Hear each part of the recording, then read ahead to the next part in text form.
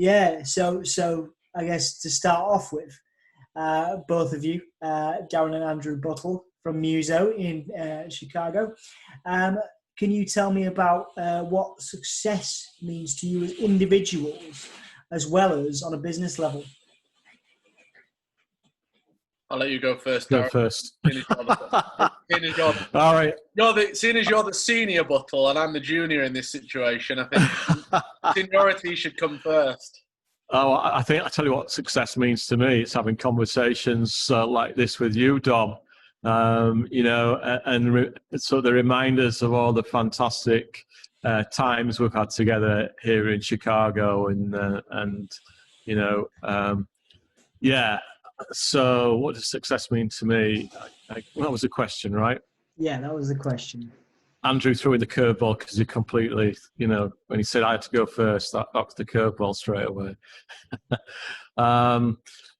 Yeah, success for me is about experiences, life experiences. I questioned sort of this in my own mind, what does success mean all the time, to be honest, because you can get trapped in this world, the business world of, have you got enough money for your pension scheme, or, what's your exit strategy and all that kind of stuff. And I'll be honest, as an individual, that's not what drives me. What drives me is to do great things for the world, change people's lives, make a difference, etc. I could be criticized as a CEO of a major business, I guess, for not thinking too hard about the money side of things. But if I can do something that makes a difference, that's what success means to me. Does that summarize it enough, or would you want me to? Yeah, so you're talking about making a difference and stuff. And how would you say, as an extension, and we'll come to Andrew, because obviously Andrew's got his own, I want to talk about a business perspective with Andrew, but also from a musical perspective too. From your perspective though, Darren, as a CEO and someone that's taken a company, global and stuff, what is the balance for you of, focusing on success and getting to where you've got and maintaining a positive outlook and stuff, because you could have been swallowed whole by the business. You could have, you live and breathe it enough as it is, but how do you maintain the balance really between, being successful as a CEO, but also being successful in your personal life as well? I would say by having great people around me. I think in my case, I'm only sat here today. We are very successful, of course, but I'm only sat here today because I'm surrounded by great people. And those people keep me grounded. They're great advisors, etc. In fact, I do, obviously, as lecture on business and export and a whole bunch of things.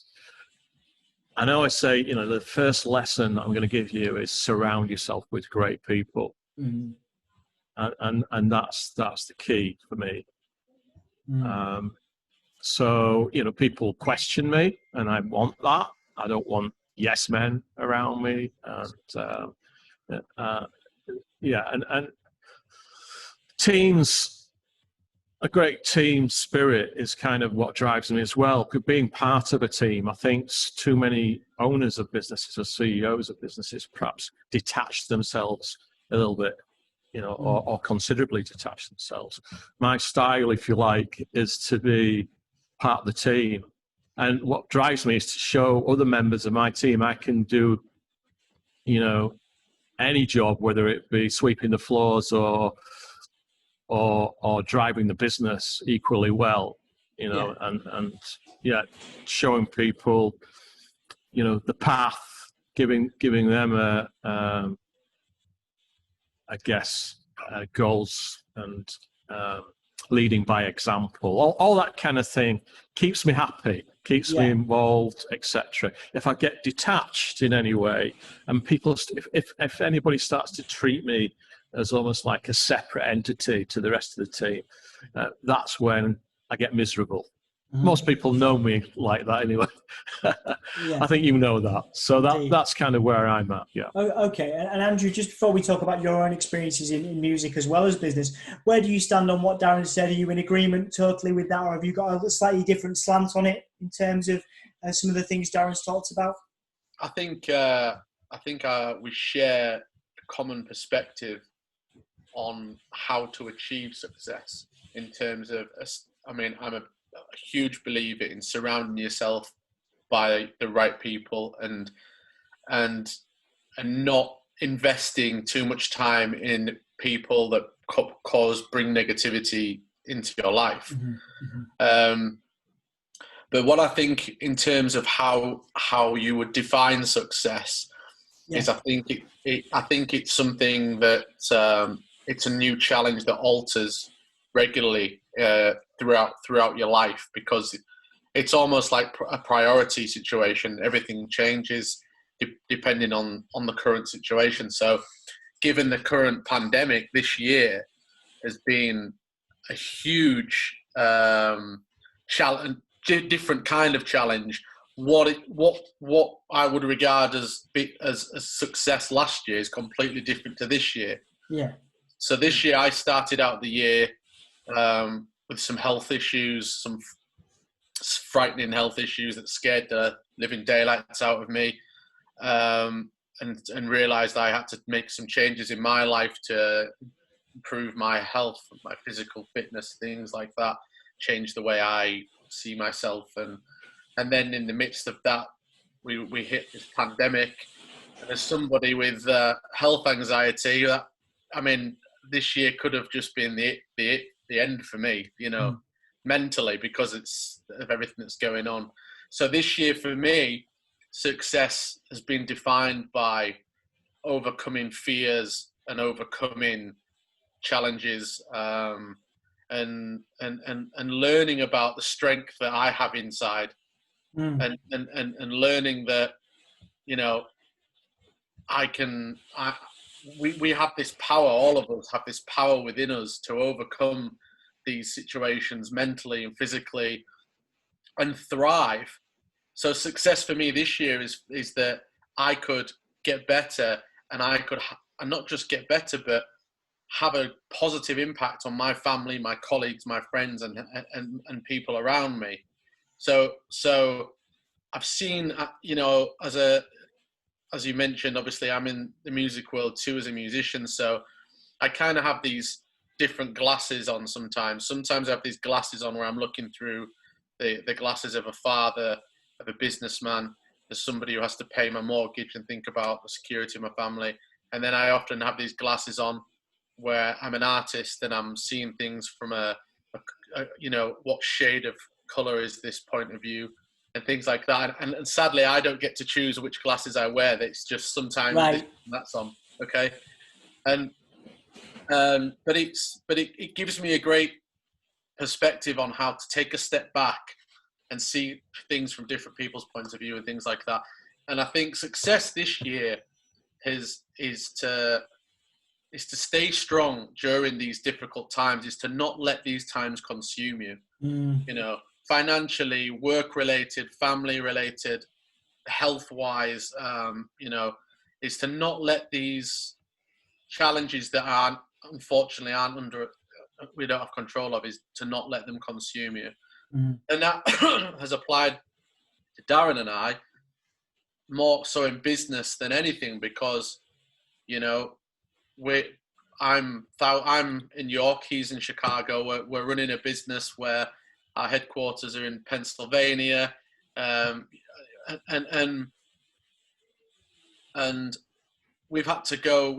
When I mentioned about overcoming fear a second ago, it's the same thing in the business realm. Rather than panic, we didn't panic like everybody did in our industry.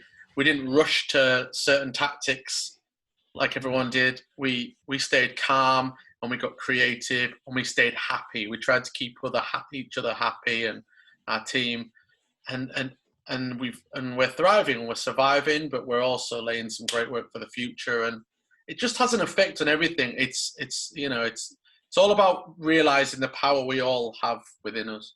Absolutely, absolutely. And we'll talk about your plans for the rest of this year and into 2021 as a business. But the other thing about the success question which comes up is I speak to a lot of young people now in my day-to-day work, where we support young people who come from challenging backgrounds, and they struggle with the idea of success. And they might look at Darren or yourself and they might think, oh, I'm never going to be the CEO of this company. I'm never going to be the CEO of a company. I'm never going to work in marketing. I'm never going to, tour the country, which is something you've done, Andrew, or go around and tour America, which is something you've done, Darren, as well.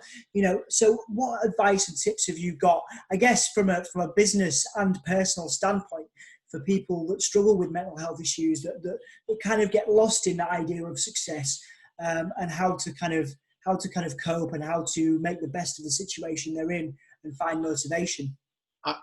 From a mental health perspective, because it's something that I've battled against my whole life and continue to do so. I've found that don't judge your success on the success of others. For starters, it's vital. When you see somebody that you aspire to be, or somebody who influences you, say if it's take the music side, for example, because it's easy. Everybody can relate to that dream of wanting to be a pop star or a rock star. And it's no different in business. I know that, anybody who dreams of starting a tech startup wants to be the next Zuckerberg or, of course, whatever. And looking at one thing is vital to remember is looking at somebody else's success does not define your own success. I've come to learn within music, within business, like take music, for example, that there is many, many, many financially successful artists or that do not have happy lives or do not have any kind of, probably they wouldn't describe their life as a personal success, maybe a professional success. And you've got to kind of go on your own journey to define your own success. There's no blueprint to it. And when you're dealing with mental health, what I've come to learn is mental health is like the dark times that you have or the dark battles you go through with yourself. It's an energy, like it's an energy that you either have to try and suppress or you have to get rid of. And when you are struggling with this negative energy that you feel is holding you back, I've found a great way for me on my journey personally is to burn that energy physically. Okay. So get out there even when it's pouring down in the rain, put some emotional music on and imagine yourself in that movie scene, that intense movie scene, and go run in that rain and feel it and physically burn that energy, because it's an energy and it can't last. But it was when you sit down there like at home and you're sat or you're lying in your bed in a dark room and you're kind of thinking, oh, I just hope this passes, I hope this goes away. It might do, but it'll take longer, get out there and do something physical and, Absolutely. Darren, where do you stand on that? Have you ever be interested to get your viewpoint on whether you've ever compared yourself to other people and how you've got over that, being as though you're in the situation you're in, where you've taken a business from country to country and you've worked with lots of different people across your journey. So have you ever, Darren, compared yourself to others, and how have you overcome that in your career? Well, first of all, it's great when you've got lots of people that admire you or say nice things to you and all that kind of stuff. But they don't know what's going on in my head. So I think what I would say is if you've got worries, concerns, self-doubt, we all have, right? Whether you're running a multi-million-dollar business like me or a mobile disco, or you're in a band or whatever, we all have doubts. I used to have doubts, and I know Andrew does, with performing. And when I was back in my days performing, I would have doubts every time before I got behind the microphone. But I think if you can do things you enjoy, you know, that can help you overcome some of these doubts. To try and do things that you do enjoy. That would be kind of where I felt I've always continued to do things I enjoy. So I enjoy what I do right now. I still enjoy being involved with music, and I make sure I do things that I enjoy. Yeah, I mean, there are occasions, every day, where I think, should I get out of bed today? But then I listen to Martin Atkins, and he says, get the fuck out of bed, Dennis. Yeah. And again, great knowing people and asking other people how they cope with their sort of self-doubts or, days where they don't feel, appreciated or whatever. Again, having good friends around you could talk to, and people always will. They'll always say, hey, I can say that I'm very lucky, and I know Andrew is, in having great friends who will always G me up. And I mean, these guys do, on the morning, because COVID's obviously been goddamn awful for everybody. But friends and people in our team here at Muzo, we lift each other's spirits. So trying to surround yourself again, with people that you can have a chat with when you see there's barriers or self-doubts and things, and ask their advice to get through that, whether it be their own personal feelings or something associated with business. I think the world is a wonderful place, and I think the mistake sometimes people make is that they just maybe don't speak to people, or and if I was to say as an older person what's wrong with the world at the moment, we don't chat enough. There's too much messenger stuff, or have a conversation, hug somebody, and get that kind of human camaraderie around you, and that can overcome so many things. We rely often too much on looking to technology for comfort when be it social media, be it the television, when the comfort is in one another. The answer is in one another. Absolutely. I do think, and it started with the MySpace world, because obviously, as you're aware, I've been a parallel sort of dipping in and out of music and then also in the furniture industry.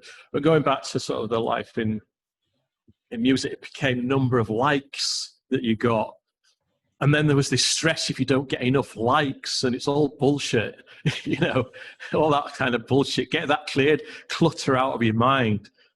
How you and I can't wait to see you and give you a huge hug, mate, because same. I think we're both good people, and that's to me is just get that kind of vibe going with your friends, with your colleagues. And like Andrew said earlier, if you're somebody that's really completely taking away your energy, they're perhaps the wrong friend for you or the wrong business acquaintance. Try and find those right people for you that will give you that energy to overcome the barriers that are in front of you. Absolutely. 2 or 3 more questions now then, guys, because I think it's lovely catching up with you and sort of getting your viewpoint on success. And I do want to ask you about some of the things you look back on, not to be too bleak, but obviously when in the next few years, I was going to say when you get to your deathbed, but then it sounds super bleak. But what are some of the things you're going to look back on through your life? And it could be anything. It could be business related. It could be personally, obviously not meaning to lead the question, but for Daz, it might be moving everything and moving out to Chicago, or for Andrew, it might be the family, or it could be touring with the band in the US, So give me a couple of examples for both of you, please. We'll start with Andrew this time. Across the board of things that you're really proud of, things that when you look back on your life, you'll be like, bloody hell, that was amazing. And you continue to draw inspiration from that, really, even on a daily basis. Yeah, it should be pretty easy to sort of, you know, think about all the high points and things like that. I mean, but I think there's just there's so much, especially, you know, when you're in the world, when you're in it as a musician, and every time you achieve anything as a musician, whether it's been paid to play as simple as being paid to play a show, somebody's paid and booked you to play. It could be just 50 people. You see, that's a huge achievement. That's success. You might not be playing to Wembley like Ed Sheeran, but, you know, in this day and age, for anyone to hand over £1 for you to play is great. So there are thousands and thousands. I always say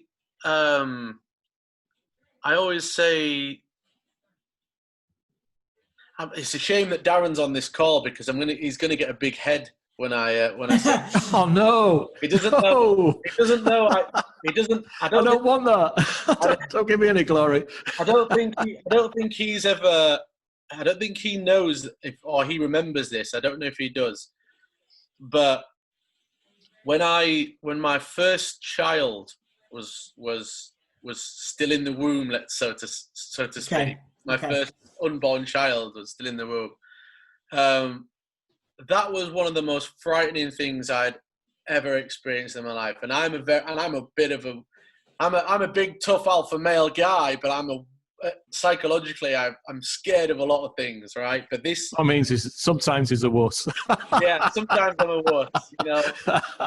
I don't like, as we all are. Yeah. But there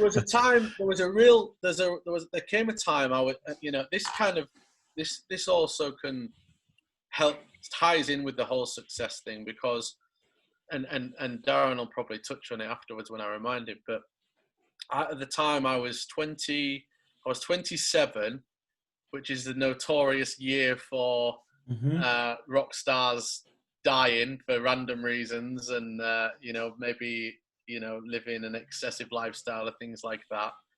I was 27. I was very much still in my partying ways and playing, enjoying the social lifestyle of being in a band as much as the creative style. So drinking a lot, partying a lot. I was working still alongside Darren in the business. It was a whole different time period. It was a big struggle because we were sort of coming out the back of the 2008 recession. And we had no money. You know, that recession hit, it killed off like all companies of our size in this country, in our industry. It just wiped us out like a tidal wave. Darren and I took an approach to it that, fine, well, we're not going to have any money for a long time, but we're going to, any money we can muster up, we're going to invest, and we're going to push hard in marketing, because we know we believe in our products, we believe in our service. And that's how Darren took the business over to America and invested more in the American side of things from an expansion point of view. But it's not the business side related that's what I'm talking about. Is I was 27. I was still very much half into my social life and half invested into my career and things like that. I had no money, and then I found out that my partner at the time had become pregnant. It wasn't planned. It wasn't planned at all, and it was immediately like, well, this can't happen. I don't have a penny to my name. I drink too much. I'm not in good shape. I'm a bit of a rock and roller. You know, this just can't happen. I've got, how the hell am I going to support a child? And we planned for a termination, and the termination was booked in. And everybody supported our decision, like in terms of that we told very, very close family. Everyone thought it was the right decision. And one day, and then I got a call from Darren to discuss something with work, and he said something like, "Oh, you okay? Are you hungover or something? Because you sound a bit off." And I said, and I told him no, and I told him the situation, and I said, "I'm just a bit confused." And Dan, I said, "This is the situation, but we're handling it tomorrow. Tomorrow is the time we're going to handle it. We're booked in for this termination." And everybody agrees it's the right thing to do. And he said, "Well, why are you sounding so down?" And I said, "Well, it just doesn't know I just don't know." And I said, "I feel like it's." I said, "I feel like it's the right thing to do because of these reasons, but I don't know if I want to do it for that reason." And out of everybody's opinion on the matter, it was Darren who actually said, "Listen here to me, son. If there's one bit of advice I can give you in life, and I know that you have to listen to me, that I know for 100% sure I'm right about, he said that there is never a right time to have children, ever." He said, you're never in the perfect position or the perfect time. It doesn't matter about money. It doesn't matter about what your lifestyle is like or whatever. The timing is never right. He said, if you don't feel 100% in this decision of getting a termination, he said, you'll do fine. You'll do fine going ahead and having a child. You'll make it work. So, it'll be fine. Yeah. And it was that phone call that basically determined. I had a chat with my partner about it, and it was after that phone call that we decided to cancel the termination, which was hours away, like 12 hours away. And now I have an 8-year-old, of course, son, who I'm responsible for, and who I have to raise and do all these things and learn about every day. But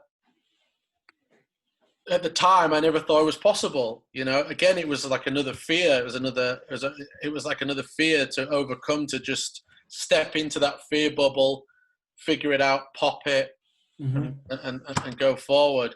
So for me, like that's one of the most biggest, significant moments of my life. Was making that decision that, hang on a minute, again, we've got the strength. I can do this, Absolutely. And a bit of credit to Darren for reminding me that it was.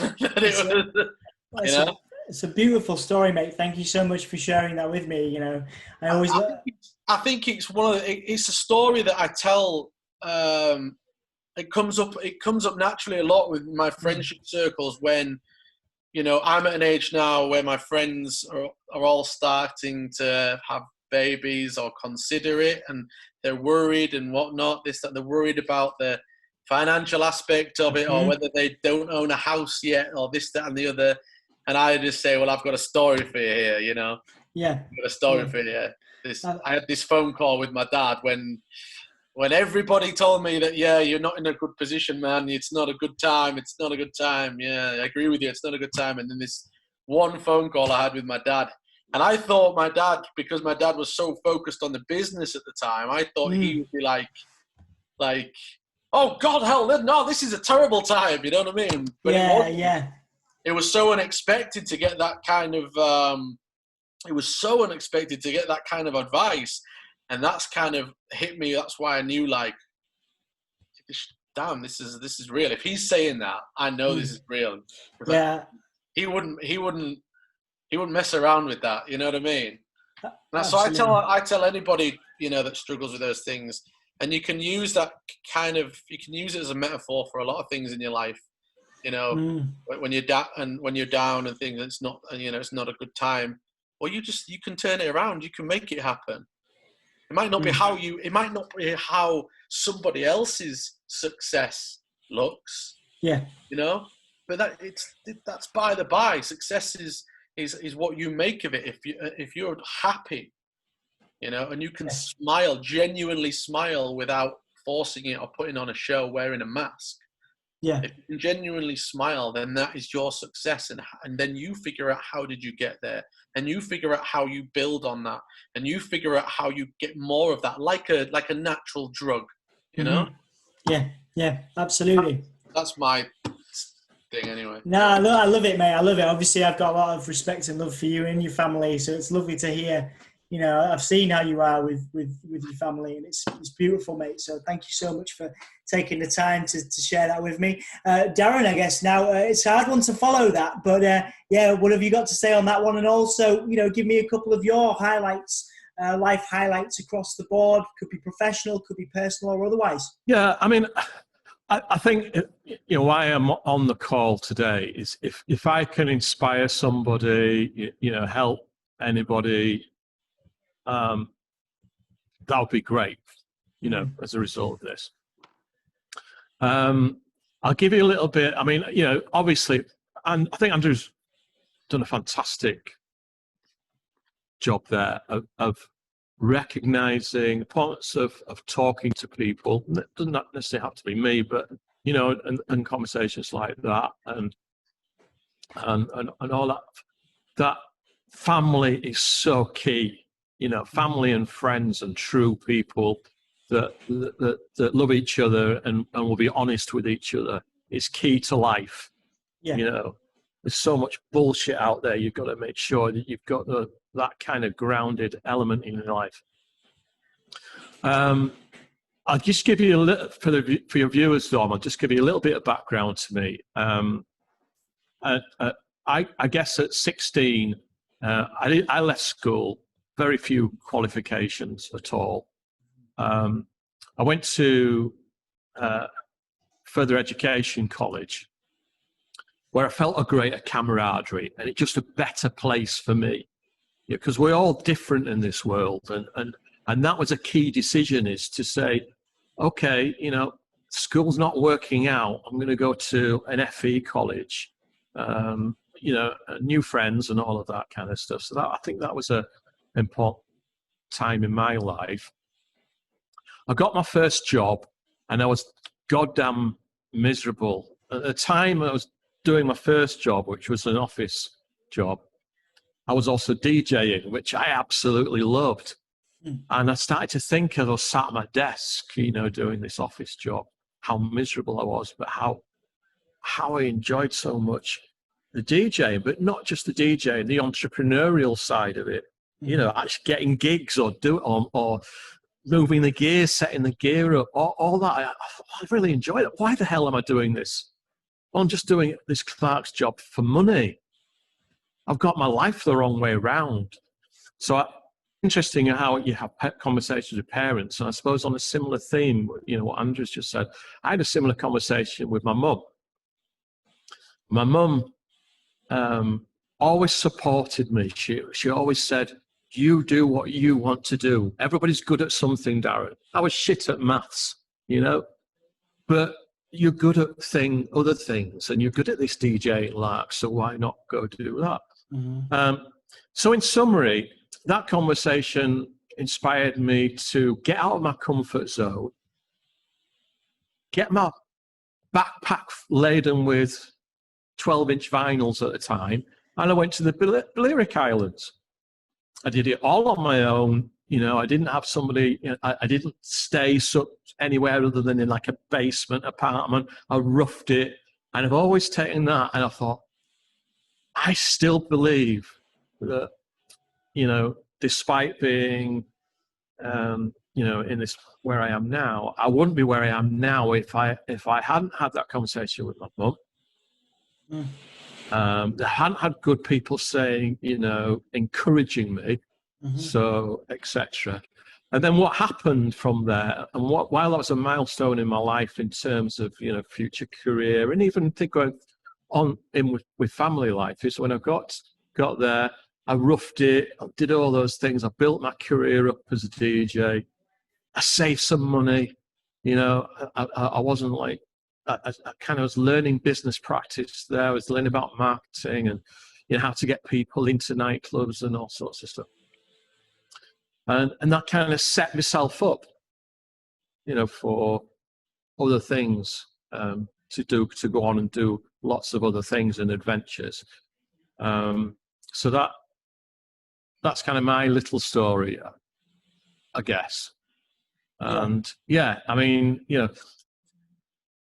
I think one of the things that, because obviously, that my passion for the music side, and, Andrew knows this too. I always say to bands, to anybody, if you get the chance to go on that stage, and whether it be 5 people or 100 people or 100,000, that is a gift from God.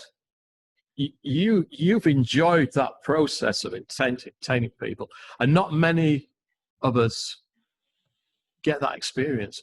So always appreciate it, and appreciate those kind of things in your life. And if you do appreciate it, that again will help you, shape your personality and show your appreciation for others around you, and that all helps, I think. Does that make sense? No, it does. I mean, it's about creating that positive energy, isn't it? It's about creating those positive vibes. And I think that, obviously your story, given that you've sort of pushed yourself beyond your comfort zone, and I think that's what I'm getting from this, is that you've pushed yourself beyond your comfort zone. Andrew as well, in his his story as well, push yourselves outside of your comfort zone, but really interacted with people, supported other people, and built a network. Globally renowned companies don't come out of nowhere, and neither do internationally touring bands. And obviously, Andrew has been in a internationally touring band, and you've founded a renowned company, and that doesn't come out of nowhere. So what I'm getting from this is be around good people and push yourself out of your comfort zone, I think is what I'm taking from that as sort of 2 key tips. Would that be actually? Absolutely. I think the problem in life is too many people sit back and have fear of consequences of their actions. And they spend too much time trying to be perfect to something. And that doesn't exist. Just have no fear and have a go. Right? And by having a go, you're learning so much. Whatever it is in life, it doesn't have to be music related. It could be anything at all. Just have a go and try not to have the fear factor. We currently live in a society that thrives off promoting fear through media. And I'm not talking about from a conspiracy theory point of view or anything like that. What I'm trying to say is that the more we sit there glued to the TV screen, glued to the news, glued to Facebook, glued to social media, clicking on all these shocking stories, etc., we're instilling fear now from a younger age than ever. Children, there's always been danger in every aspect of the world and society, right? The danger that we have now that we worry about for our kids, the same danger existed 70, 80, 100, 200. In fact, it was worse back then, right? It was worse. But it's in our faces now more than it was in anybody else's faces. And what I've learned is our children now are growing up to be more fearful than ever. Younger generations have been raised with a subconscious fear instilled in them. And it's not the parents' fault, because the parents are not seeing it. They're a victim of their own generation and society. And what I've come to learn is, and I highly, highly recommend a book by Ant Middleton called The Fear Bubble. Okay. Ant Middleton, he's a guy that he's actually sort of a TV personality now. He hosts a show called SAS, He Who Dares. He was an SAS soldier during the war conflicts in Afghanistan and Iraq and things like that. And his approach to overcoming fear is not just a kind of rough and tough macho militant psychology of pushing through it. He actually breaks it down and understands the systemic rise of fear, and it all ties in with this notion of expectancy of what success is and how you need to be happy and how you should look and how what you think success is. It all ties in. It's about creating your own journey, and it ties in with what Darren's been insisting, which I completely agree with, about building a network and a family and a group of people who give off positivity in your life. But when you look at those people, you don't have to say, well, I want to be like them. And if I don't get to where he is, then that is what success is. What you've got to say is, I want somebody to look at me the way I look at him, right? Yeah. Doesn't mean I have to do the same thing. Yeah. But I want to bring that positivity to somebody else that person brings onto me. And it's up to you you find what that thing is. There's no rules about what it is or what, how you go about it or anything. Yeah. But it's understanding you have the power within you to overcome the hurdles, the challenges. And one thing I've learned, this is a really great one. This is something that I almost wanted to copyright this, because as a musician and a lyricist, a songwriter, you kind of get protective when you come up with things. But this is genuinely from the heart, genuinely something I really realized. In January of this year, I've been struggled with my weight my whole adult life. I've always been a big guy. I'm only 5'6", but I was weighing just under 18 stone, and the lifestyle of being that size and being unfit caught up with me, and I ended up in hospital, and it was a wake-up call. And I had to really sort of think about I knew I could lose weight. Okay, I knew I could be successful at losing weight because I've done it before, but I understood that in order for me to be successful this time, it wasn't about losing the weight and getting fitter. It was about sustaining a better lifestyle throughout my life for my sake, for my family, for my children. And I had to realize where are the flaws? Where did I go wrong in the past? Where are my weak spots? Where are my weaknesses? And one of the things I realized was a weak spot was I took too much enjoyment out of the victory. And what I mean by that is, when I've been victorious in something in the past, I enjoyed that victorious moment too much. Right. That once it was over, it was like, well, I've done that now. It's done. So what I decided I had to learn to do, I had to learn to not take reward out of the victory, not like the victory. Winning isn't the reward. It was literally what you were told as a kid as you're growing up, when they say it's not about winning, it's about taking part. Yeah. There's no bigger truth than that, because I realized that the enjoyment, the reward is in the battle. It's in the fight. It's the fight that's rewarding. Yeah. Okay. When you overcome, so when I'm now, I couldn't walk around my block of houses without being out of breath and having a bad back. And I knew it was going to be a hell of a task to somehow become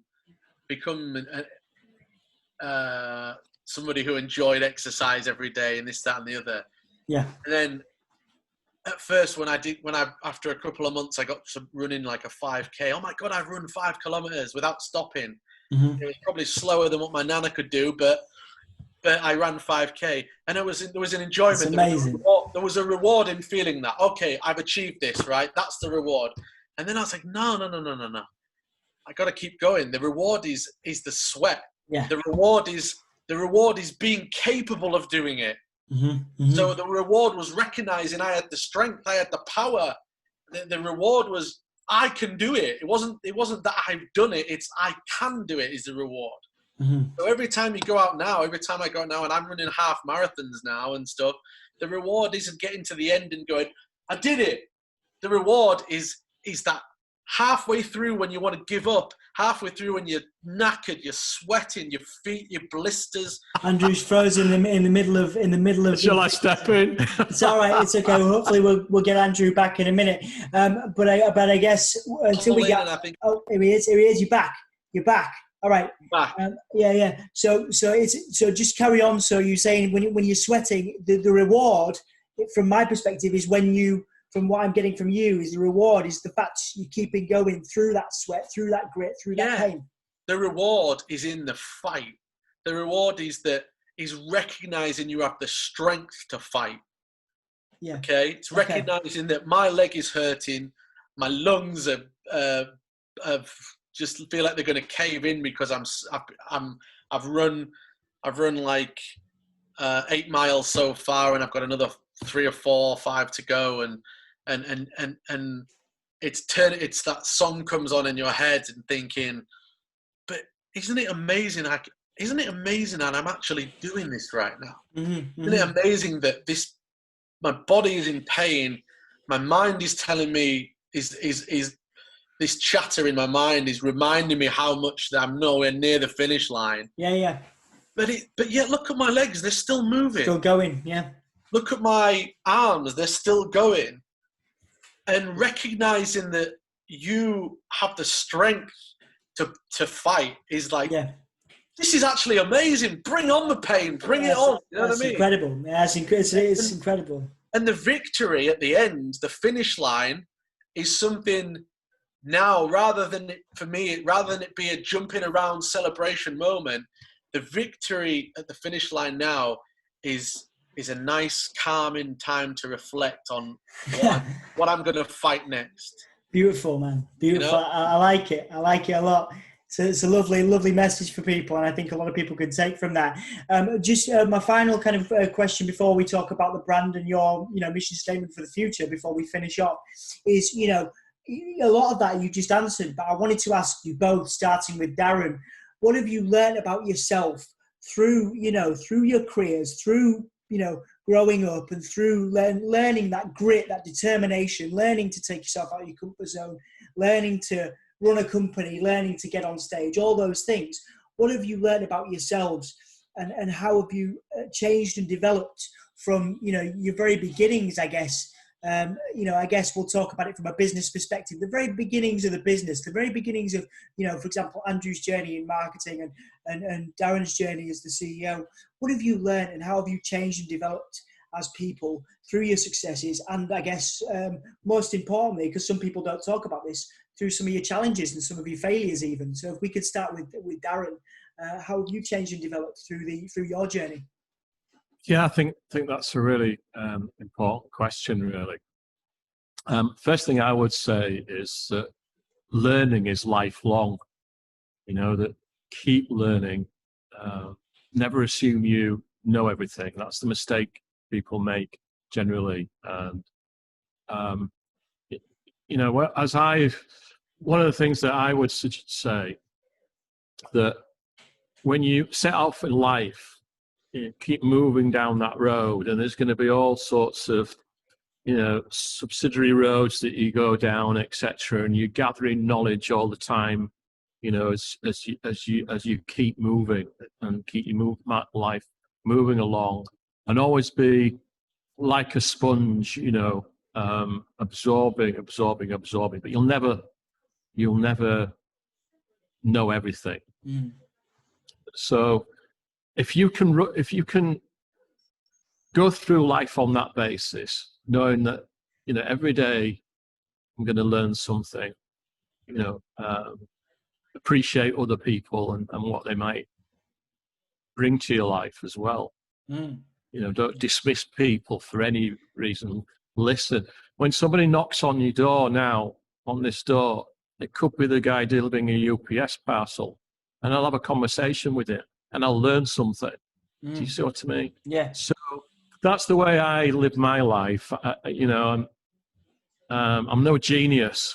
A lot of things I do, you know, are snippets of other people's sort of the way they've affected me, you know, the words that I've heard from them, or the things that they've done, and sort of, you know, almost then taking that knowledge and adding to it, and keeping things moving, and just keep moving. Yeah. Never stand still in your life. The day you stand still is the day you start dying. So I don't want that sad, but in terms of, like, you know, whatever your situation is, we're all on this planet a certain amount of time. Make every minute count and keep moving your life forward by not standing still.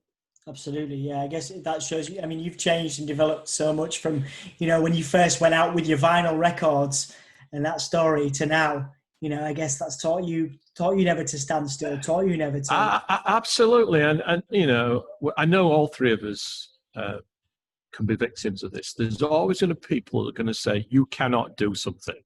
You know, you cannot do this. You more than anybody, Dom, that I know, you know, people will say, you can't do something. And I say, screw that. That's just use that when there's ever that kind of thing in your life, that kind of wall, to motivate you to say, oh, yes, I can. You know, we all can. That is the facts, that we can all do it. We can all overcome those walls. We can, you know, so it's, again, you know, when you get that negative energy, Andrew talks about, just like say, hey, let's turn that into a positive. I can run a marathon. I can, you know, swim, whatever. You can do it. Yeah. So, you know, that's kind of how I've tried to move forward in my life, and really try to help other people. I've always respected that about you, Daz. I certainly I've certainly kind of learned that a lot from yourself, and that, you know, it'd be interesting to get Andrew's point of view as well, because again, I've known, you know, I met Andrew as a musician, but then obviously kind of ended up working, you know, and being part of Muzo through Andrew as well, and through kind of both of you guys being so welcoming and supportive, which was a wonderful experience in my life as well.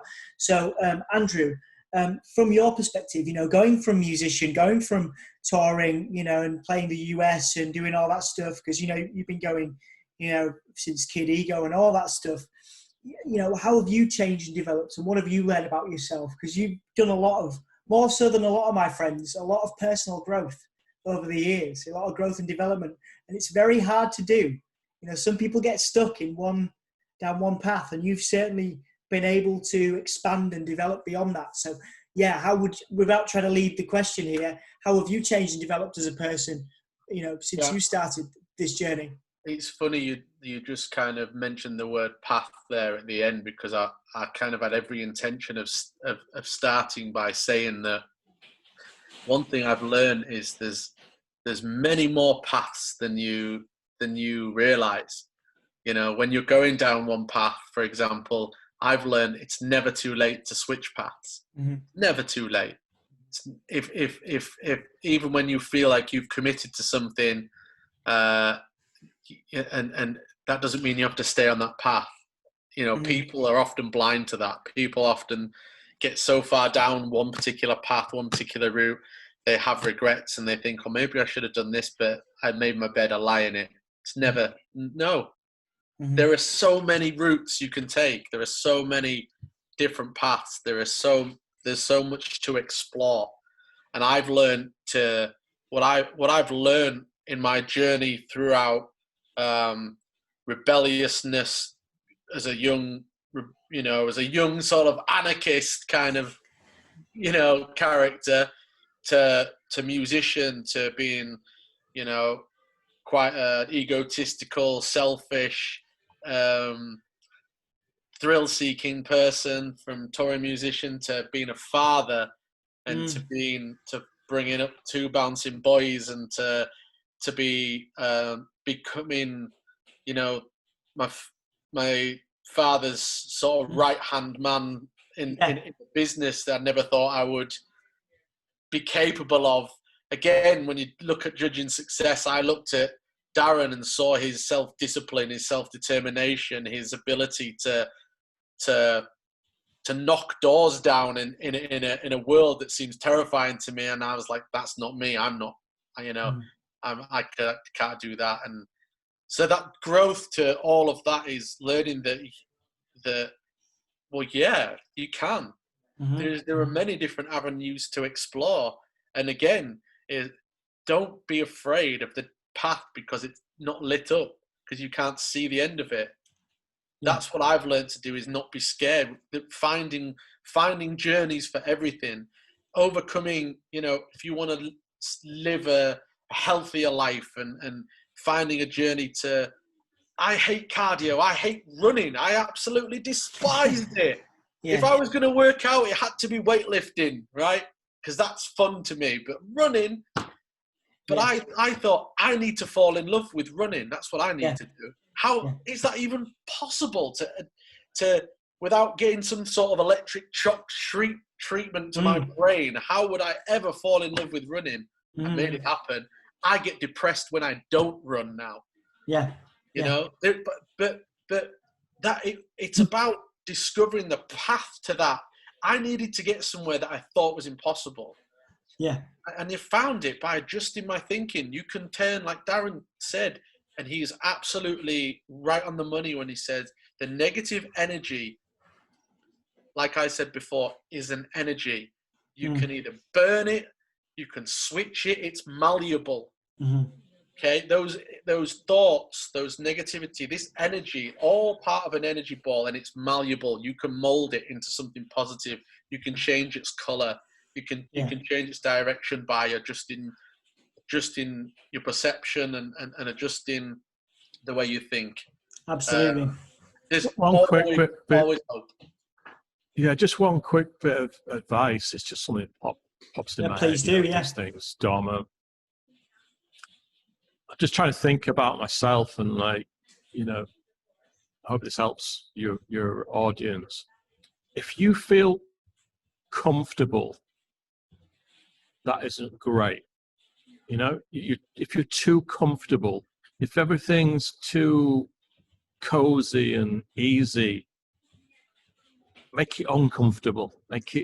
Challenge yourself, right? Going back to my sort of, you know, involvement, if you like, because obviously three of us are involved really, as our huge connection, I guess, is music.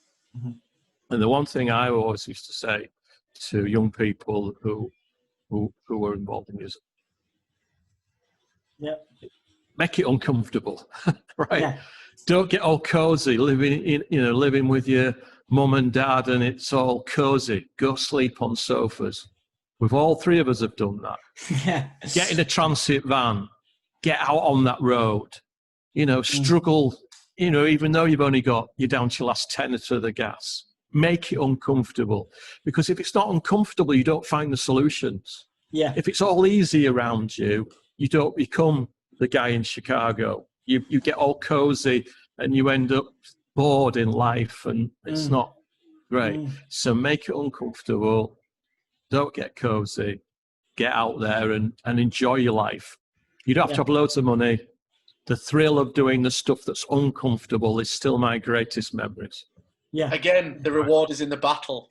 Absolutely. The reward is in the battle, not the victory. Absolutely. That's a really good message. And like I say, just to finish, it's promo time. Obviously, I'm a huge fan of the business, and that's why we're here talking about success. You know, it's always beautiful to come together with you guys and have a chat, because it's just nice to catch up. But what is the Muzo mission statement this year? Because obviously you're still doing great work in schools, doing great work in the US. Obviously he's doing a lot of work in the UK. How is the Muzo mission statement developed through COVID?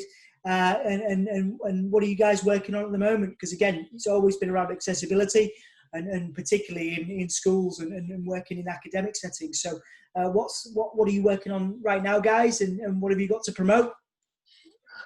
Okay, so I'll kick off.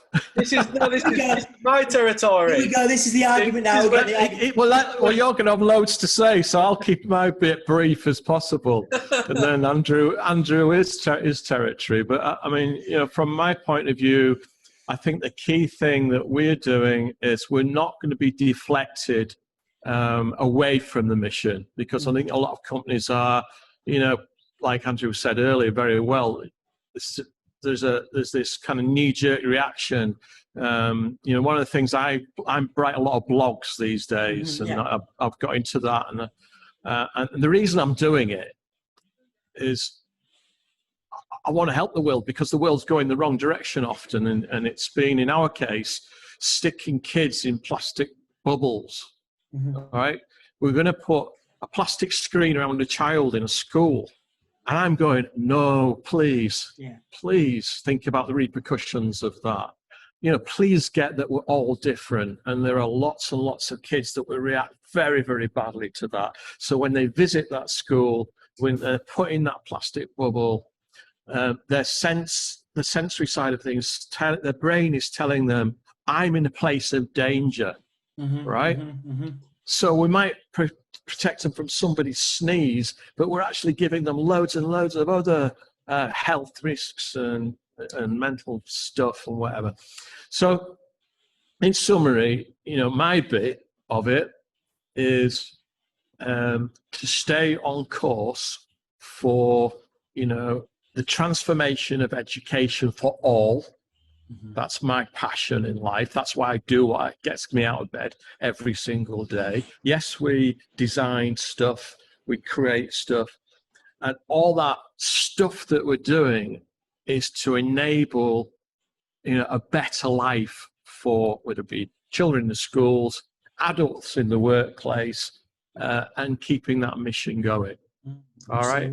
Absolutely. I'll hand you over to the marketing guru. Nice, very succinct. I'll add his flavour to it, but that's what you know, as the sort of the driver of the business, as the CEO. That's what I keep reiterating. That's what we're doing. Okay, nice and very succinct. That's good. Okay, Andrew, take it away.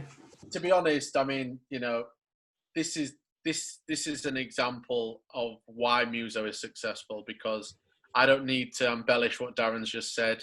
We're all in tune. We're all in tune with the same goals, and it's not a goal based on strategy. It's a goal based from the heart. Yeah. And our goal, as Darren said, is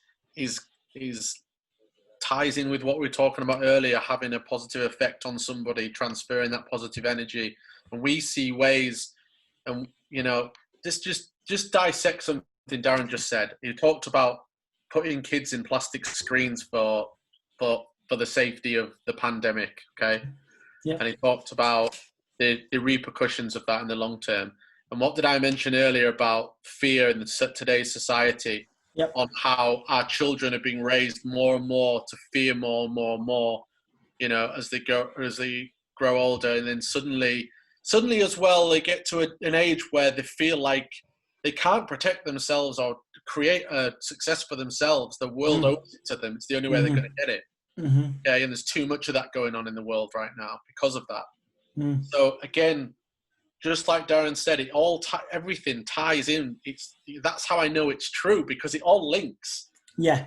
Okay, so our goal in Muzo is to take the energy and the positivity that we know exists within ourselves, and give the chance to everybody, no matter where you come from, how physically abled you are, or you know what kind of culture you come from. Everybody should have the opportunity to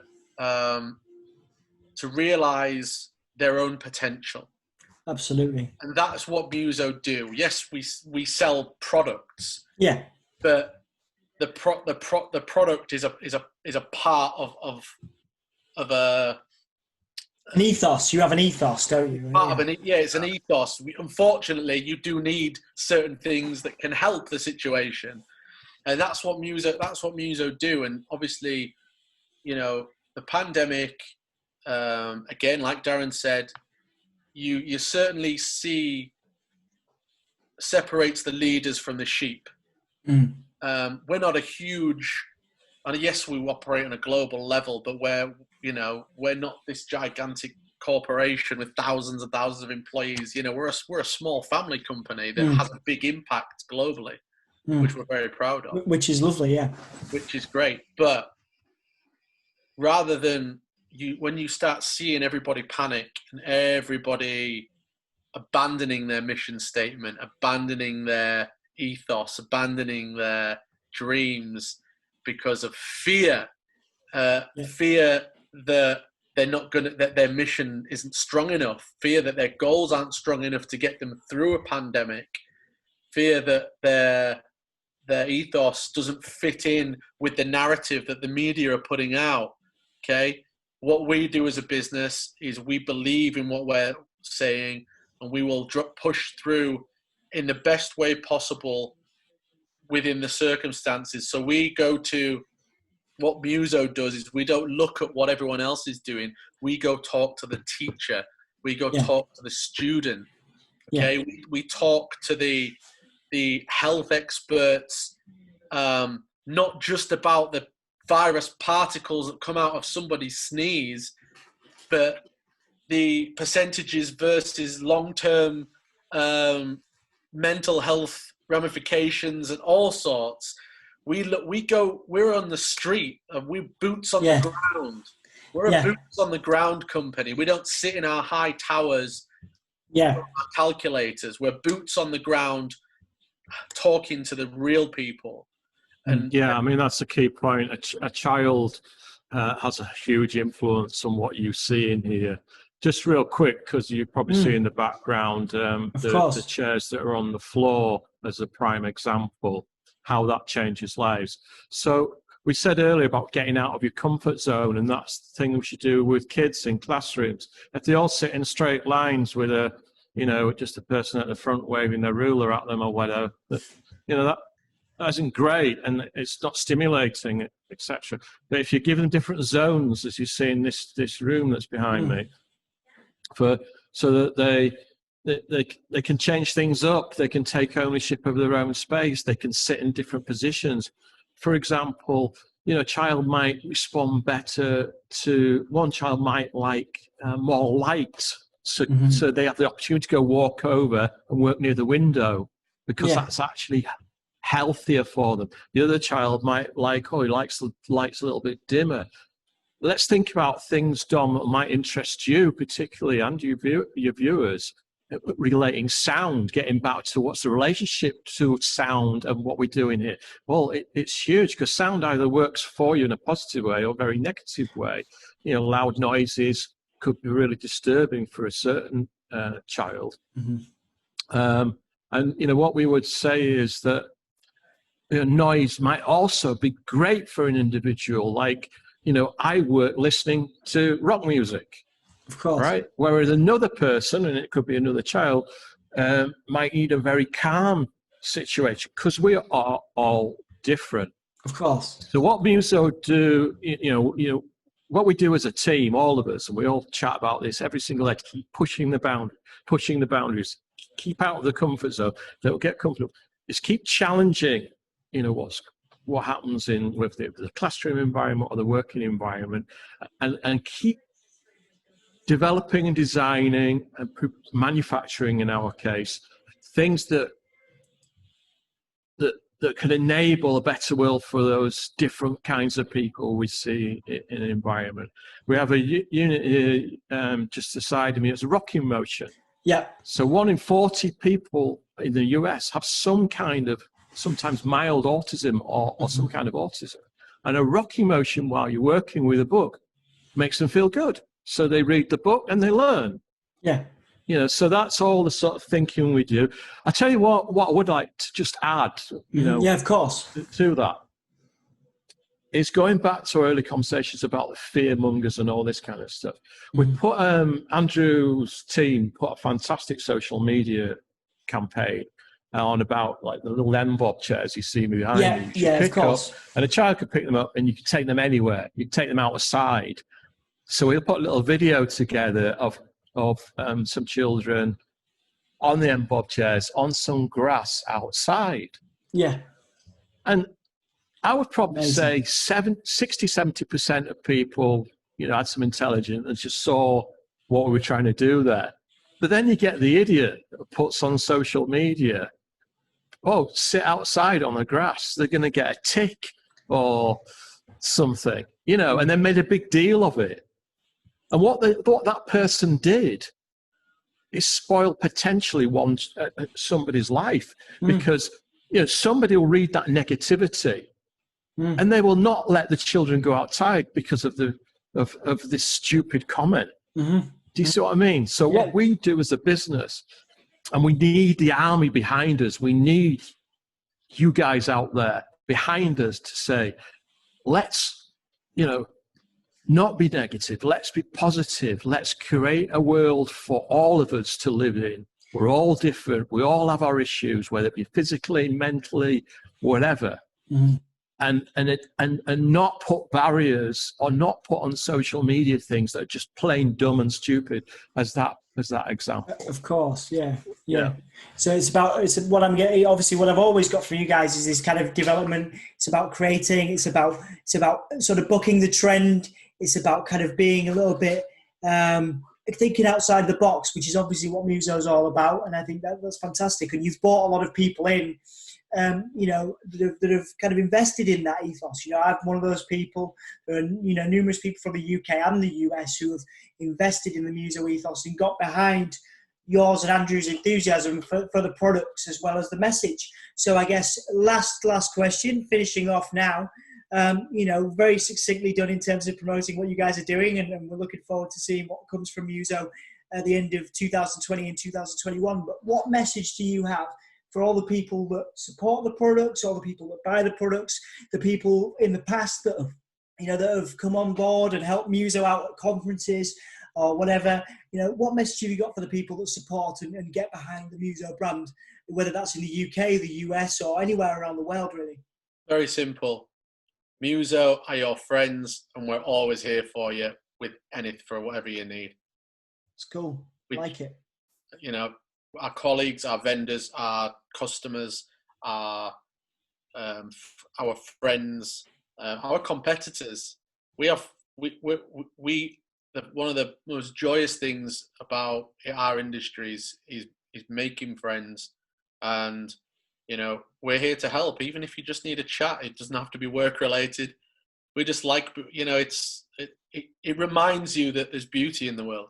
Absolutely. That's all we want to promote. I like that. Darren, do you have anything to add?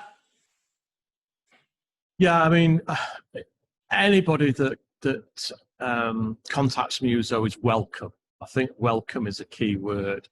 You know, so if you have something that could help us, it might be a small piece of information, you know, about how your experiences are in the learning environment or the working environment, or how your child's experience. All that can help us develop better products. So, you know, we sincerely thank everybody that's been on our journey as a company. Fantastic. Stay with us on that journey. And I think, you know, what I would say is that we will never be that company that creates something just to make money, just to, you know, because our competitors are in this world, we believe, a number of them, where you bring out a table or a seat or whatever. So they would say, oh, we need one of those, all right? Instead of them putting that energy into creating something else that could help the world. And that's what we want people to think about, you know. So when they're procuring their furniture or, you know, looking at design and who they deal with, it matters. Because if you're investing in companies that just churn out boxes, you know, at a certain price point with poor materials and used, et cetera, that pound that you invested is not helping the world. Right? It's a pound poorly invested. Look for companies, and it doesn't just have to be Muzo, around you, and invest your you know, think about where you're procuring things and the impact, and whether that be environmental or, you know, there are a million things you can think about each day. And I think too many of us at times, and I'm, you know, can fall into that, do it because it's just dead easy. I don't think about it. I don't think about, you know, the necessarily all of the time, the eco issues or whatever. I think we should all step back a bit more and think about what we're doing. Fantastic. You know, with our money. Fantastic. Well, yeah, guys, thank you so much for your time today. Thank you for spending so much time with me. It's always good to catch up with you guys. Anyway, I think that it's good because it's an interview, but I can also just catch up with my mates. So, absolutely, mate. Yeah. I've got the perfect end credits music for you. Like it. Beautiful. It's just what we need. Just what we need, man. I love it. Love it. Fantastic. Well, thank you. Tom, it's great to see you, dude. It always is. You always put a smile on my face. So, thank you for that. Of course, guys. Well, I'll keep in touch. All right. And thanks so much for your time. All right. I'll speak to you soon. See you later. All right, buddy. Take it easy, guys. Have a good night.